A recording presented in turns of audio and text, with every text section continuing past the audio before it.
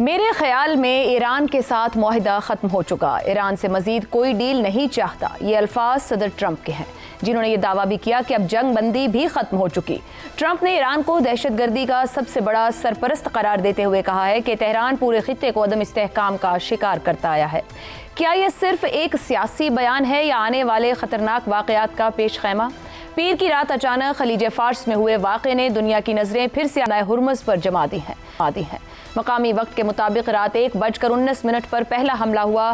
ایران پر الزام لگا کہ اس نے عمان کی سمندری حدود کے قریب سعودی عرب اور قطر کے تجارتی جہازوں کو نشانہ بنایا۔ امریکہ نے اسے ایران کے ساتھ طے شدہ مفاہمتی یادداشت کی سنگین خلاف ورزی قرار دیا، جبکہ قطر نے سخت سفارتی احتجاج ریکارڈ کروایا ہے۔ ایرانی موقف تھا کہ متعلقہ جہازوں نے راستوں کے بارے میں رابطہ نہیں کیا، ٹریکنگ نظام میں چھیڑ چھاڑ کی اور غیر منظور شدہ بحری راستے استعمال کیے، جس سے آبنائے ہرمز میں محفوظ جہاز رانی خطرے میں پڑ سکتی تھی۔ IRGC پہلے ہی عمانی روٹ پر گشت کرنے والی کشتیاں تعینات کرنے کا اعلان کر چکی تھی، مگر اصل سوالات یہیں سے جنم لیتے ہیں۔ قطر اور سعودی عرب کے جہازوں کو ہی نشانہ کیوں بنایا گیا؟ یہ محض اتفاق تھا یا ایک سوچا سمجھا پیغام؟ قطر جیسا ثالث ملک بھی ایران پر سخت سفارتی تنقید کیوں کر رہا ہے؟ صورتحال اس وقت مزید خطرناک ہو گئی جب امریکہ نے ان حملوں کے جواب میں ایران کے اندر 80 سے زائد اہداف پر فضائی حملوں کا اعلان کیا۔ سرک اور قشم کے علاقوں میں دھماکے سنے گئے۔ جواب میں پاسداران انقلاب نے دعویٰ کیا کہ اس نے بحرین اور کویت میں امریکی اڈوں سمیت 85 اہداف کو نشانہ بنایا ہے۔ یوں چند گھنٹوں میں سمندری کشیدگی ایک وسیع عسکری تصادم میں تبدیل ہوتی دکھائی دینے لگی۔ اگر امریکہ اور ایران کے درمیان پاکستان کی ثالثی سے ہونے والی مفاہمتی یادداشت ابھی موجود تھی، آبنائے ہرمز کے انتظام پر مذاکرات ہونے تھے، ایران کو سفارتی راستہ ملا ہوا تھا، تو پھر ایسے اقدامات کیوں کیے گئے جن سے جنگ بندی خطرے میں پڑ گئی؟ کیا ایران کی IRGC امن معاہدے کو تسلیم کرنے پر آمادہ نہیں؟ کیا وہ اپنی الگ حکمت عملی پر چل رہی ہے؟ وجہ کچھ بھی ہو، آبنائے ہرمز ایک بار پھر عالمی تشویش کا مرکز بن چکی ہے۔ تیل کی قیمتوں میں اضافہ اور بحری تجارت غیر یقینی کا شکار ہو چکی ہے۔ 24 سے 48 گھنٹوں کے اندر ایسے واقعات نے پورے امن عمل کو ہلا کر رکھ دیا ہے۔ اب سب سے بڑا سوال یہی ہے، اس آگ میں پہلی چنگاری کس نے ڈالی؟ امن کو سبوتاژ کرنے کی بڑی ذمہ داری کس پر عائد ہوتی ہے؟ کیا یہ منظم حکمت عملی تھی، کسی عسکری دھڑے کی خود مختار کارروائی تھی، یا پھر ایسی خطرناک شرارت جس شرق وسطیٰ کو دوبارہ جنگ کے دہانے پر پہنچانا ہے؟ اسی پر گفتگو رکھیں گے پروگرام کے پہلے حصے میں۔ ہمارے ساتھ ہیں زیغم خان، رضا رومی، عامر احمد خان اور شہزاد چودھری صاحب۔ پروگرام کا سوال آپ سبھی کے لیے۔ ایران، امریکہ، خلیجی ممالک، حملے، جوابی حملے، MOU خطرے میں، امن معاہدے کو سب سے پہلا دھچکا کس نے دیا؟ زیغم صاحب۔ میرے خیال اس میں تو کوئی شک ہی نہیں رہا کہ ایران نے دیا، اور اس وقت یہ سمجھنا مشکل ہے کہ ایران نے ایسا کیا کیوں۔ اتنی زبردست ڈیل حاصل کرنے کے بعد، جس میں خود اس نے بھی بڑی فرمائشیں کی، بڑی محنت کی، پاکستان نے بہت کام کیا، پوری دنیا اس پر کام کر رہی تھی، نظر رکھی ہوئی تھی، جس کی وجہ سے اسے فتح ڈکلیئر کرنے کا موقع ملا، اور ہرمز کو ریڈ لائن ڈکلیئر کر کے سعودی عرب اور قطر کے جہازوں پر ایسے حملے۔ آپ دیکھیے قطر کیا نہیں کر رہا اس وقت امن کے لیے، یعنی وہ خود مذاکرت کار بھی ہے، اس کے اور ایران کے مشترکہ گیس فیلڈز بھی ہیں۔ ایران جس رقم کی انتظار کر رہا ہے، یعنی وہ رقم جو اس کی اپنی ہے اس کو واپس ملنی ہے، اور وہ $300 بلین جو وہ انویسٹمنٹ چاہتا ہے، اس میں قطر کا بہت اہم رول ہے۔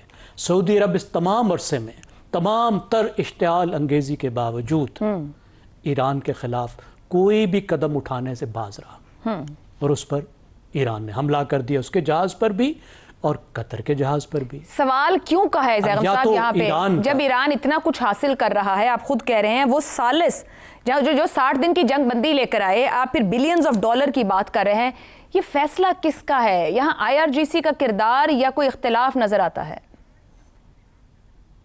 دیکھیے، ایک تو بڑی بات یہی ہو سکتی ہے جو آپ کہہ رہی ہیں کہ ایران کے اندر جو مختلف سینٹرز آف پاور ہیں، جو مختلف جذبات ہیں، اور اس طرف اس وقت جبکہ جنازے کا جو عمل ہے وہ چل رہا ہے، وہ اتنے دنوں کا خمینائی صاحب کا، اس وقت جذبات بھڑکے ہوئے ہیں، لاکھوں لوگ سڑکوں پر ہیں، یا تو وہ اشتعال جو ہے وہ پالیسی سازی تک پہنچ گیا ہے۔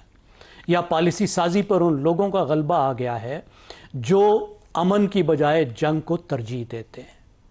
لیکن جس نے بھی کیا ہے ایران کے اندر سے یہ فیصلہ، اس نے ایران کی بجائے اسرائیل کا کھیل کھیلا ہے، کیونکہ یہ بالکل وہی ہے جو اسرائیل چاہتا تھا، جو امن کے دشمن چاہتے تھے. آج اسرائیل یہی کہہ رہا ہوگا امریکہ کو، دیکھا نا ہم یہی کہتے تھے نا کہ ان سے بات نہیں ہو سکتی. آج جو ایران کے سخت ترین مخالف ہیں، جو جنگ کو جاری رکھنا چاہتے تھے، وہ یہی کہہ رہے ہوں گے اور یہی کہہ رہے ہیں کہ ایران امن نہیں چاہتا، ایران سے امن نہیں ہو سکتا، اس کا رگڑا لگانا پڑے گا. اور پوری دنیا میں آج ریزنٹمنٹ ہے. پوری دنیا جو ایران کو سپورٹ کر رہی تھی کہ ایران ایک مظلوم ہے، اس کے خلاف وار آف چوائس کی گئی ہے، ایران بہت بہادری سے لڑ رہا ہے اور اس کے خلاف زیادتی ہوئی ہے، اس کو سنا جانا چاہیے، امن کا معاہدہ ہونا چاہیے. تو آج تو وہ ہمدردی ایران کو نہیں ملے گی، اپنے ہمسایوں سے بھی نہیں ملے گی، مسلم دنیا میں مسلم دنیا کی رائے عامہ سے بھی نہیں ملے گی، دنیا کی جو پیس لابی ہے جو امن چاہتے ہیں اس سے بھی نہیں ملے گی. شہزاد چودھری صاحب، جو زیغم صاحب ایک پل بنایا گیا، مسلم کنٹریز رہی، خطے کے ملک رہے، پاکستان کی کاوشیں رہی، 60 دن کی جنگ بندی ملی اور بہت کچھ ایران کو بھی ملنے جا رہا تھا. یہ اب مغربی میڈیا کا بھی وہ حصہ، کچھ بات تو بھی زیغم صاحب نے کہ ایران اور امریکہ جنگ کے دوران جو امریکہ اور اسرائیل کا ناقد رہا، اب وہ ایران پر سوال اٹھا رہے ہیں جو 48 گھنٹوں میں یہ معاملہ ہوا، یعنی IRGC کے کردار پر سوال ہے. تو ایسے میں آپ سے سوال یہ ہے کہ ایران کی سیاسی و عسکری قیادت کیا ایک پیج پر ہے اس پورے معاہدے کو لے کر، MOU کو لے کر؟ دیکھیں 9 تاریخ سے پہلے تو کچھ نہیں کہا جا سکتا کہ کس کے کنٹرول میں کیا ہے وہاں پہ. لیکن چونکہ آپ کا سوال یہ ہے کہ پہلا دھچکا کس نے دیا، تو میں سمجھ رہا ہوں عذرائے تفنن یہ جو جہاز تھے نا، انہی کو سب سے پہلا دھچکا انہوں نے لگایا. بھئی کیا ضرورت تھی؟ آپ 4 مہینے سے بند تھے خلیج کے اندر، آپ کو کس نے کہا تھا کہ آپ یہ باہر نکلے وہاں سے؟ کیا بات ہے، کھڑے رہتے، بیٹھے رہتے وہاں پہ، کیا فرق پڑتا تھا؟ 4 مہینے پوری دنیا نے سہ لیا تھا نا یہ $100-120 کی قیمتیں تیل کی، تو اور بھی سہ لیتے، کیا فرق پڑتا تھا؟ لیکن سعودی عرب اور قطر جیسے جو ہے نا یہ لاپرواہ قسم کے ملک، انہوں نے کوشش کی اور وہ بھی اندازہ لگائے عمانی رستے سے، یعنی جنوبی رستے سے. ان کو کہا گیا تھا کہ تم لوگ صرف شمالی رستے سے گزر سکتے ہو ایران کے پاس سے اجازت لے کے. تو یہ اب ان کو کون سمجھائے کہ یار دیکھو دنیا بدل گئی ہے، دنیا کے انداز بدل گئے، اس لیے اب آپ کو اور دنیا کو ماننا پڑے گا. لیکن بہرحال اس کو چھوڑتے ہیں. آپ کا سوال یہ تھا کہ دھچکے کس نے لگا. دیکھیے دھچکے دونوں طرف سے کوئڈ پرو کو چل رہا ہے، ایران کی طرف سے بھی، امریکہ کی طرف سے بھی. امریکہ اپنے ایکشن سے کوئرشن کرتا ہے اور کوئرشن کرتا ہے کہ جلدی سے جلدی فیصلہ کرو، یہ جو حملے ہیں ان کو بند کرو. اور ایران اپنا داؤ اور اپنا دام، بھاؤ اور دام یہ دونوں بڑھاتا جا رہا ہے. یہ اصل میں بھاؤ اور دام بڑھانے کی ایک کیفیت تھی. لیکن آپ کا سوال اس سے بھی زیادہ اہم کہ اصل میں اس وقت یہ فیصلے کون کر رہا ہے ایران کے اندر. میرا خیال ہے ایران میں اس وقت فیصلے کوئی نہیں کر رہا، اور خاص طور پر اس ماحول میں جو کہ آج ماحول ہے ایران کے اندر، یعنی جذبات کا وہ عالم ہے کہ کوئی کسی کو کوئی یہ نہیں کہہ سکتا کہ جو اس نے کیا وہ غلط کیا. یعنی ان کو چھوڑیے، ہم پاکستان میں بیٹھ کے یہ بات نہیں کر سکتے کہ جو ایران کر رہا ہے وہ غلط کر، سوال ہی پیدا نہیں ہوتا. یعنی جذبات اس طریقے سے سیپ آؤٹ کیے ہوئے ہیں فرام ایران کہ اٹس امپاسبل ٹو سے کہ بھئی دنیا کی تباہی اس وقت کہاں پہ کھڑی ہے. یہ جو 14 نکات تھے یہ کس طریقے سے آپ کو فائدہ دے رہے تھے؟ بھئی یہ 14 نکات آپ نے کیوں ان کو چھوڑ دیا اور کیوں ان کے اوپر ان کے در پہ ہو گئے؟ پاکستان ان کے جو ہمارے یہ جو اسلامی ممالک جو جذباتیت تہذیبی سرمایہ لے کے چلتے ہیں نا، ان کا مسئلہ یہ ہوتا ہے ان کو یہ نہیں سمجھ آتی کہ کہاں رکنا ہے. طاقت کا سب سے بڑا مسئلہ یہ ہے، ایک تو یہ کہ وہ ایزیوم کر لیتے ہیں. ہم سب نے ڈھول پیٹے، ہم نے کہا کہ بہت طاقتور جی، کیا کمال ہے. ایسی ان کو یہ نہیں سمجھ آئی کہ اس کو روکنا کدھر ہے، کہاں سے ریشنلٹی سٹارٹ ہوتی ہے. اور میرا اپنا خیال ہے کہ یہ اس وجہ سے خود بھی ہوئیں گے، نقصان کریں گے اپنا، اور اس کے بعد دنیا کا نقصان بھی کریں گے. چلے دنیا تو کسی طریقے سے بھگت لے گی، لیکن آج جس طریقے سے زیغم صاحب کہہ رہے تھے، چاہے وہ یورپ ہے، چاہے اسرائیل ہے، چاہے کوئی اور ملک ہے، آج کھڑا یہی باتیں کر رہا ہے. سعودی عربیہ، قطر، UAE اور یہ باقی گلف سب کا سب اس جنگ کے بعد سوچ رہا تھا کہ ہمیں شاید ایران کے ساتھ علیحدہ معاملہ کرنا پڑے گا.